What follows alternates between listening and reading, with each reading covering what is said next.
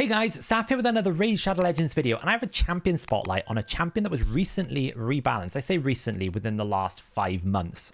It could even be longer. Time kind of blurs together in my world, so what was 1 month might be more than 1 month. But this champion was an older champion that was reasonably okay, but lacked a bit of value, and they buffed him up to be into a much better state. And when I was looking to rebuild my hard Hydra team, you probably have already seen that I did a video this week on Strategos Islin, who's formed part of that Hydra team. This champion kind of solved a problem in terms of how I was fixing this roster issue. So in this video, I'm going to be doing a spotlight on this champion. And of course, this champion is Suzerain Katonn. So he is our famous stomachless, really creepy undead hordes. You know, very awesome artwork. He's carrying like a little lantern. He is probably a bit dated in terms of artwork. I think some of their newer champions have just they're so good. But, you know, he is a 2020 champion. He's been in the game for a very long time. So what makes Suzerain Katonn really good? Well, the first thing is he's fully AoE. Every single one of his abilities attacks all enemies. It adds a lot more utility when you're using specific artifact sets, Cursed being the one that we're probably going to talk about in this video. On the A1, we have a 50% chance of placing a 30% decreased speed for 2 turns. There's an AoE A1 50-50 decreased speed. It's very, very good. Decreased speed is one of the most valuable debuffs in Hydra, in wave content, and in a lot of boss content where you don't want him to take a turn. It can really help. So the A2 is where his buffs came into effect. It is a 4-turn cooldown, which is quite long, but it is a 100% chance to place a weaken debuff. And then they also added a 45% chance of placing a 60% decreased defense. So essentially the buff pushed him to be 100% weaken, and then it also made him a 70%, I think the math works out here, I'm doing basic math at this time of night, is always terrible.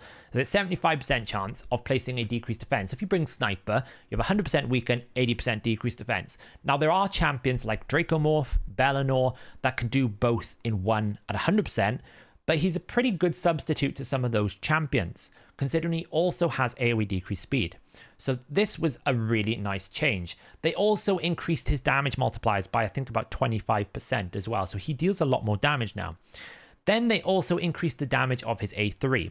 Now the A3 is a little bit unique. It will remove all shield, block damage, and unkillable buffs from all enemies, then attack them. Then it will place a 100% debuff for heal reduction, and this buff cannot be resisted. So you can't stop the shield, block damage, and unkillable from being taken from you unless it's protected. That is the only condition that this stops with. So it's pretty good into situations in PvE content where on high-end Doom Tower waves where there's you've got man-eaters or you've got Rosh cards or those types of things. Faction Wars is very similar. There's a lot of them lying around. I don't know if it's in the Undead Horde Faction Wars, but it's pretty good at dealing with those issues. If you're facing a Krisk in Doom Tower, you can get rid of those shields straight away. You always have to worry in Arena about Polymorph, but if they apply the Polymorph changes, then it may be quite good. It is a 4-turn cooldown, but it's 30% books on this as well. He has a pretty good base attack of 1,564 attack, a defense of 1,013, and a good 98 base speed as well. A little bit of base accuracy, which is not bad. We also have a 33% attack aura in all battles. That is as high as I think there is in the game. So what you end up walking away with here is a triple AoE attack with decreased speed, decreased defense, weaken, a bit of buff removal, and a heal reduction. It's a very powerful kit. So the reason why I decided to look into him was the old team that I had for Hydra Hard, it lacked speed control, essentially. It lacked a lot of speed control. I can show you the old team here. This is the old team that we were running. It was a Masha-led lead with Shamael into a Torment rotation, ideally. We'd then have Oella as kind of like our base heal support champion to keep the buffs rolling, keep that healing with the passive going, help with the resistance and the mischief head. We had Kantra for provoke. Uko was in there for block buffs and also a backup revive as well. And then we were using Sisia Flametongue as our decreased defense and weakened champion and HP burn, right? So she was the role that I was looking to replace because I really wanted to build a team around Tua Messia as well as Mashaled, because Tua Messia can scale much more in terms of damage than Sisia can here, then she's able to, because of that really huge cannon that Tua Messia has on the A3, where if there's extra HP burns, she can deal 40% per burn. It really, really scales quite hard. You also have the ability with Tua Messia, which is very unique. She's down here in my team that I'm going to show you in a second, to be able to place HP burn whilst Poison Cloud is out, because she places it before she attacks. So she was a better solution, allowing me to drop block buffs. So what I was looking for was, I need a champion really that can give me more decrease speed, right? Because this team struggled with slowing the Hydra boss down. I'd kill the heads, and before I could even blink, the Hydra boss heads were back up, because there isn't any champion apart from Kantra, and it's a very RNG fest ability on that A2, that can place decrease speed. So I wanted to bring more decrease speed. And this is where Suzerain Katonn came into it. So this is my new hard team. We're running still the Shamael and Masha-led combo. But now we are bringing Tua Messia to replace Sissia. That gives us HP burn. It gives us an A1 decreased defense as a backup for Suzerain Katonn. And it also gives us a massive damage increase on the A3 compared to Sissia. We're bringing in Islin as our provoker, our decreased speed as well, and a bit of healing support, which left basically 2 spots available, but I needed a weaken and decreased defense. And Suzerain Katonn fills this spot perfectly, because we get that decreased speed on the A1 and we get a decreased defense and weaken. Isala the Mourner is an experimental slot at the moment. We're playing with Brogni, Isala. Maybe we want to bring in another protector. Maybe we want to bring Ugo. I haven't really decided what I want to bring there. I'm still looking. But essentially, the Suzerain Katonn allowed me to drop Sissia because I had the decreased defense and weaken, and then that brings in Tua Messia. But Suzerain Katonn can be used in lots of places. Now, the way that I have built Suzerain Katonn is for Hydra specifically, and I have gone with Cursed set. Because I had Cursed on Masha-led, but I really wanted to push Masha-led more into damage. The Cursed set that I've got at the moment is not great, because I sold all of Cursed gear before they made the change, because who needed heal reduction? Who really valued heal reduction? I didn't need it. So I sold every piece of Cursed gear that I had, and then they changed Cursed set to be one of the best sets in the game for Hydra. So now we're farming Ice Golem again to try and improve it. So it does mean that the Cursed gear that I got is nowhere near as powerful as something like Lethal or Savage or Cruel or Crit damage. So I wanted Masha-led as my primary damage dealer being boosted by Shamael not to be in this Cursed gear. So I wanted another AoE champion, and this kind of fits really nicely. We get that decreased speed and decreased defense and weaken on an AoE, and we also get a good uptime on Cursed. Cursed you really want on champions with lots of AoE. Krisk is really good for it. Someone like Thylesia, her passive is not 100%, so being able to do it with the Curse set as well, she has 2 AoEs, it's really good. Sylar, if you're using her with decreased accuracy, decreased speed, you can also get every single one of those abilities applying Cursed as well. Ideally, you don't want to put Curse set on people who don't attack too much. Like, the only downside with Sylar's A3, she doesn't actually deal damage. You need to be attacking with it, which is why it works quite nicely here. So if you're looking at putting Cursed in your team, and I would suggest every Hydra team should have some form of Hex, either a Hex champion, like Ruel, Krisk, Akimtum, Mithrala, or someone in Cursed. You know, Krisk is a very good option. Suzerain Katonn here is very great. Nekmothar, very, very good. Full AoE, extra turns. You get really high uptime. That's what you want. It's a champion that can be attacking a lot, so you get this out as a lot as you can. The only thing you've got to keep in mind is Mischief Head. If he eats your Cursed champion, you can't attack it. So try and keep that in mind. For my team, it's not a problem because Masha-led will AoE attack anyway because he's got the Leech debuff. But just keep that in mind. So we've got him in Cursed set here with speed. I went for a damage build, but I also wanted pace. So we've got some area bonuses here. So I've got 5,392 attack. We've got very low defense, but Leech is up all the time, so it'll heal a lot. We have 165% crit damage, 247 speed, and 287 accuracy. Not worried about resistance in this team because the Shamael is the Mischief tank. He's going really slow. Now, as you can see, I've got low crit damage because I just don't have very good Cursed gear at the moment, right? You can see I'm starting to build up some new Cursed gear. It's going to take me some time to replace what I lost.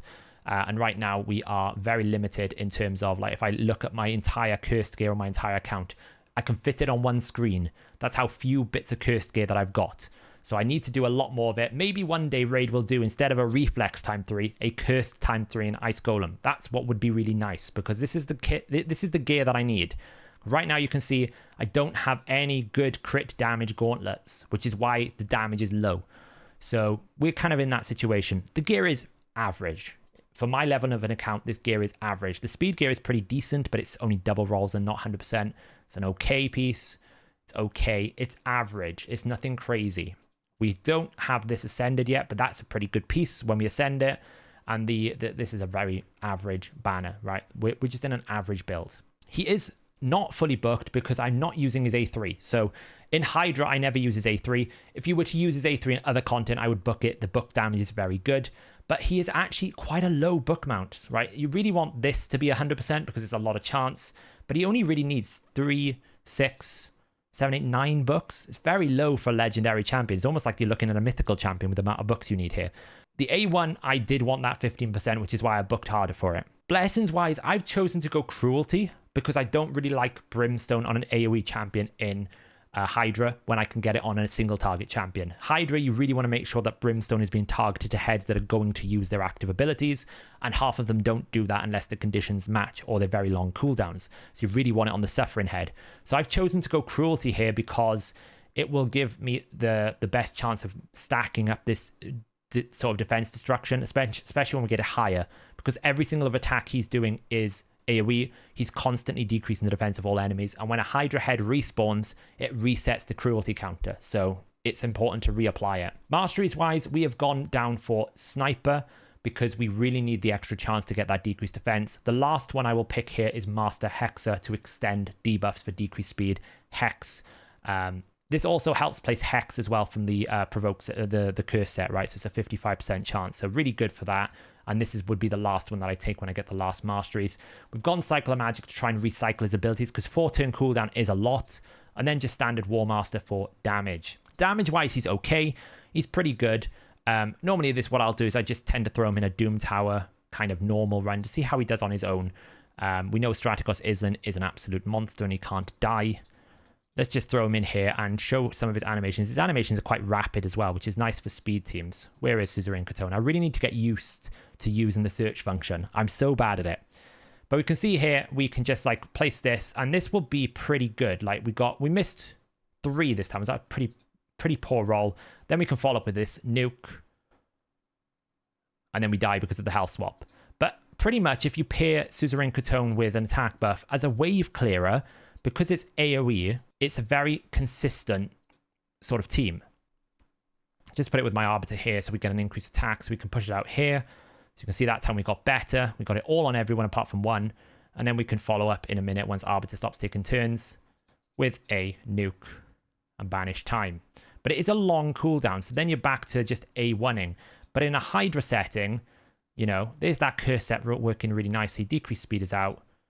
In a Hydra setting, it's not so bad because the A1 is pretty good as well.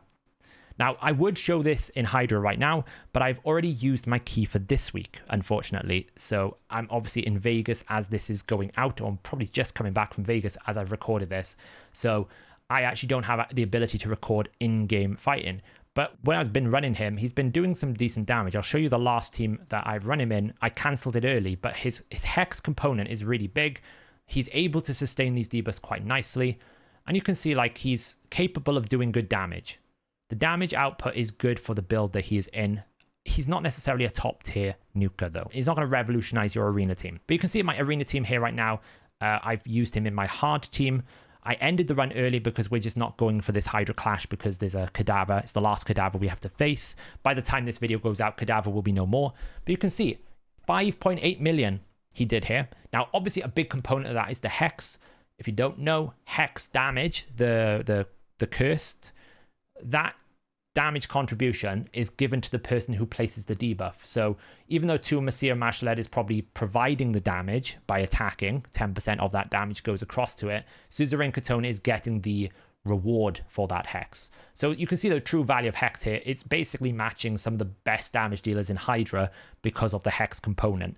And it's also able to provide the ability for these champions to do that damage by providing the decreased speed. Now, I did run a test of this before I booked Islin, actually. This was a week ago, and this run failed because, unfortunately, Shamael got one shot a bit early, but we were trying different builds. You can see the Michinaki was the one I was testing in this slot instead of the Ursala that I showed you in the team.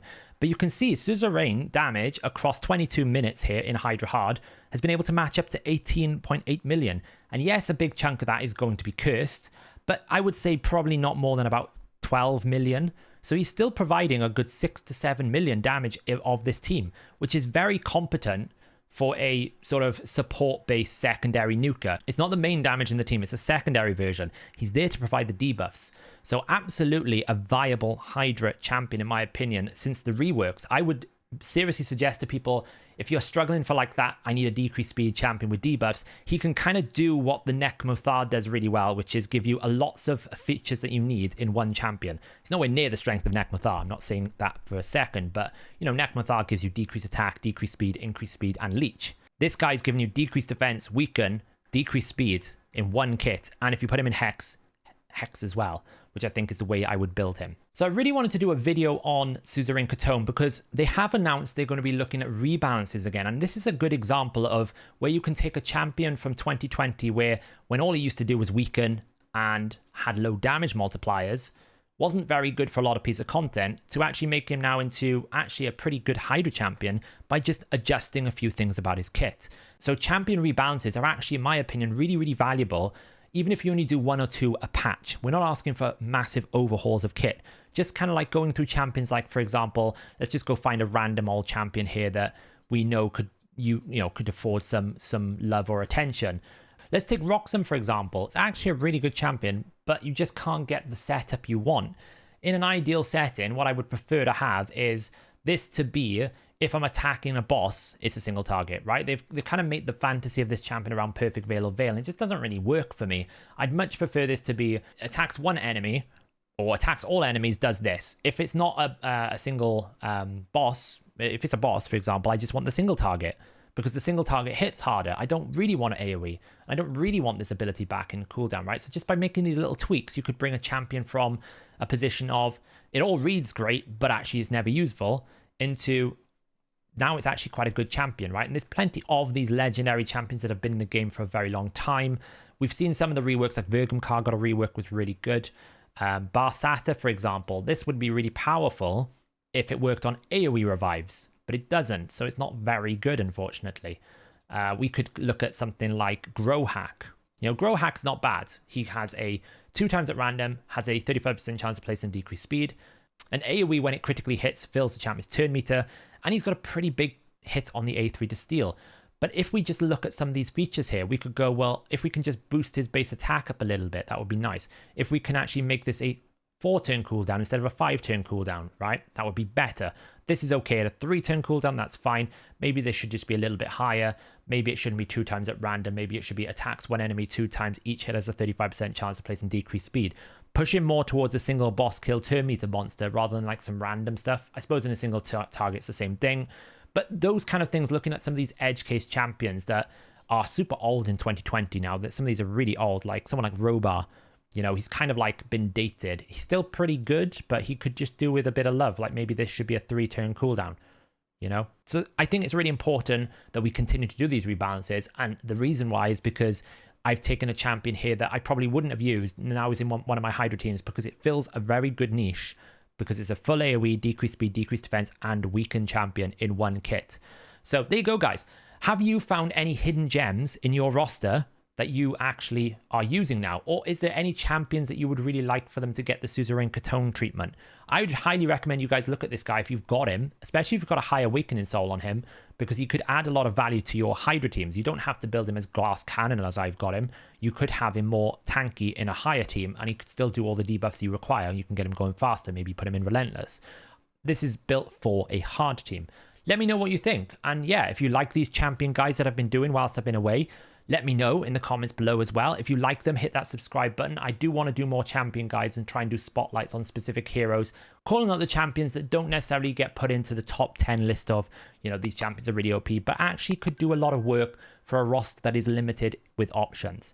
So thanks for watching, guys, and I'll catch you in the next video.